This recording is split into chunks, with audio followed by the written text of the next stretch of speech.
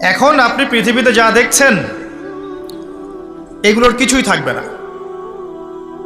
প্রত্যেক মানুষ, প্রত্যেকটা জিন, প্রত্যেক উদ্ভিদ, প্রত্যেক এই প্রাণী, আকাশ, মহাবিশ্ব, গ্রহ নক্ষত্র, চন্দ্র সূর্য, সমুদ্র, পাহাড় পর্বত, বিশ্বনেতা, রাষ্ট্রনেতা, সমাজনেতা, পরিবারের কর্তা, অর্থনৈতিক নেতা সবাই মারা যাবে, সবাই শেষ হয়ে যাবে, কিচ্ছু থাকবে না।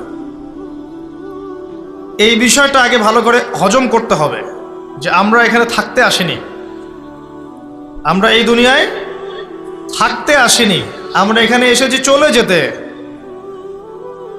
যার মনের মধ্যে এই কনসেপ্ট থাকে সে কখনো আল্লাহ পাকের বিদ্রোহী হতে পারে না, সে কখনো আল্লাহ দ্রোহিতা করতে পারে না, কুফরি করতে পারে না, শিরক করতে পারে না, আল্লাহর অবাধ্য হতে পারে না।